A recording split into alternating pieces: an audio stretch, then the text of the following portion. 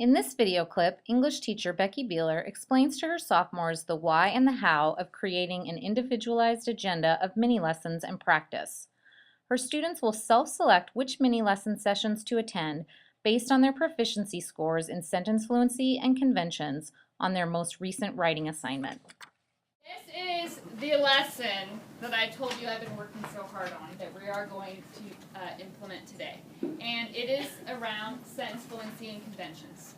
And we need it. That's the why. Okay, so the first thing I want to show you, conventions. We're 3B. Okay, exceeding on conventions, remember, comma, semicolon, apostrophe, spelling words correctly. Okay. That we had 2 people exceed the benchmarks, which is great. We had 5 people who were almost there in exceeding, okay? Very good. 4 more people proficient. This is probably, well, actually you guys were the best class of my 4 in conventions. But is there still work to do? You betcha, okay? We still have 20 people who are not proficient, and that's our goal today, is to get everybody to move up. Okay, I want you guys on your next paper, I want to see at least 10 people move from not proficient to proficient, and I want the 4.5 people to move to 5, okay? And the 5 people, the 2 people that had 5s, you're going to even add advanced punctuation. You're going to throw in a dash or a colon because we're going to work on that today. Okay? And when it comes to sentence fluency, you guys did pretty well. 6 people exceeded the benchmarks, 3 are almost there, 8 proficient, but we still have 14 people. And even if you exceed, it doesn't mean that you can't make better sentences, because you can. Okay? So, today we are going to do 4, we're going to have 8, because Mrs. Payne here, who I need to introduce, my buddy S-Dog, Mrs. Payne, she was an English teacher. We used to teach advanced English together. She taught sophomore English. She is now our school's instructional coach, if you will. I love to collaborate with Mrs. Payne to make lessons. It's fun. We work really well together. And I asked her to help me with these little mini lessons. So she's going to be teaching 4, and I will be teaching 4. You guys will set up your own agenda today based on your own individual needs. In session 1, we are both teaching sentence pattern 6. Why do you think we are both doing that? Because there are a lot. It's one of 2 really big errors that people make consistently. Okay, I'm happy that you're writing sentence pattern 6, those types of sentences, the dependent clause and independent clause, but it's not enough just to write it. You've got to put the comma where it goes. Okay, so we're going to help you with that. For the second session, and these sessions are 11 minutes. Okay, sentence pattern 2. I keep seeing SP2 on my papers. I cram sentences together. And I really need to fix the situation. You really do. If you're a crammer, we have to fix that. So you will go attend sentence pattern 2 with Mrs. Payne. Okay? Those, a couple people with 5s, 4.5s, and even people with 4 who don't write those run-on cram sentences, you can attend advanced punctuation. Okay. Third session, sentence combining. This is sentence fluency. Okay? We had a problem the last 2 classes in that people didn't think they needed sentence combining. I'm here to tell you you do. Okay? So, but the other thing is sentence pattern 4 goes at the same time, and many, many people identified that they needed help with that.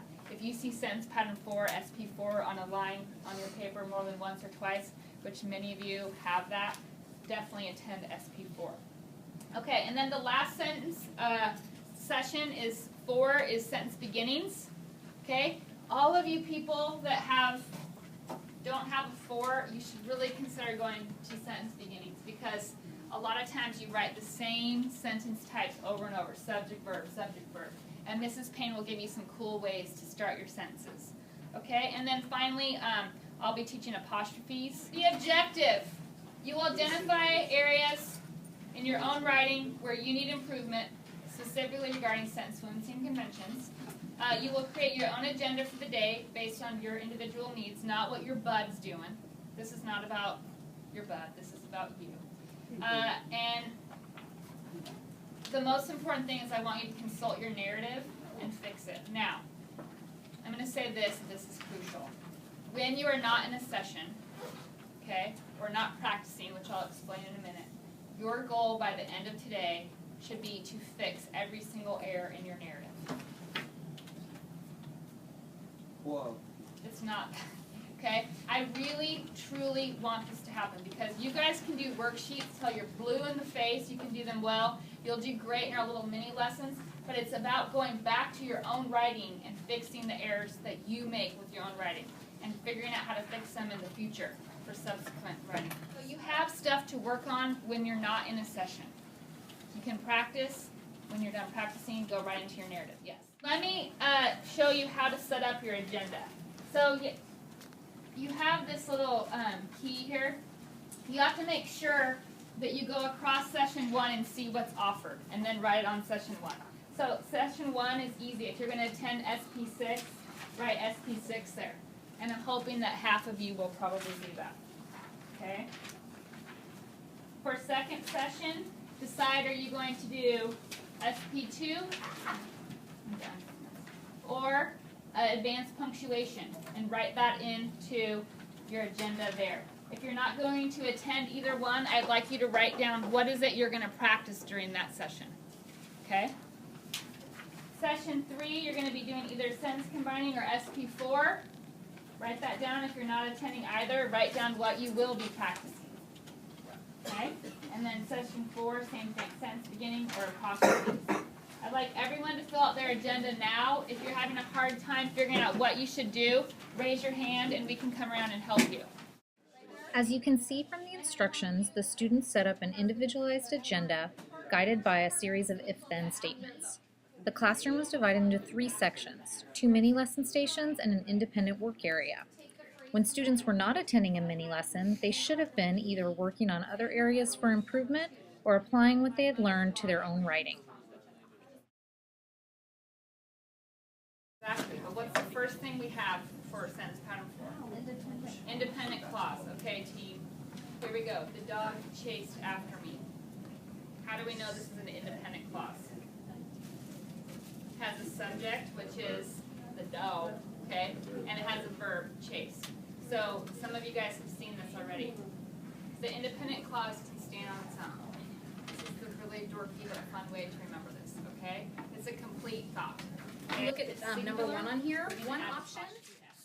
Having 2 teachers in the classroom was advantageous in that the number of mini-lesson topics was doubled, giving students a wider range of choices.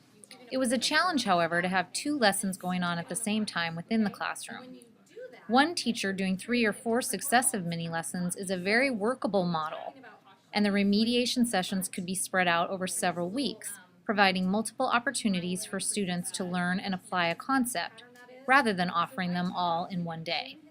Great force, and I move with great force to the beginning of that sentence, and I start off with great force, comma, Jim hit the ball.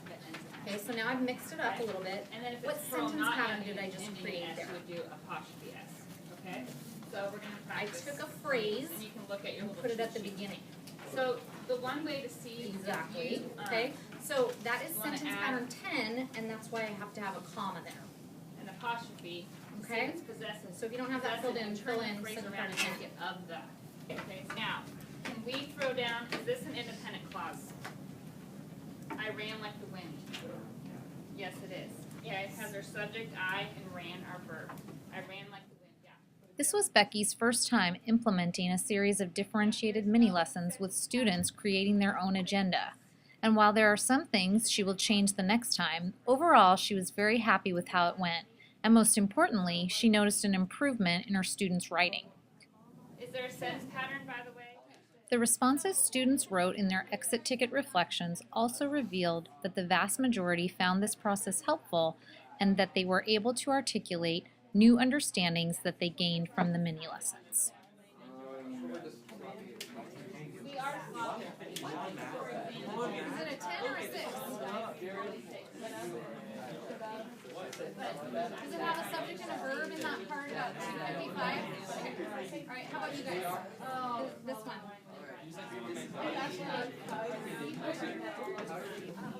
egregious. Means big time. Horrible. Okay, this example right here of hot dogs, okay, with an apostrophe S. That is an egregious mistake, and they call it apostrophe abuse. Okay, you don't put an apostrophe ever to make something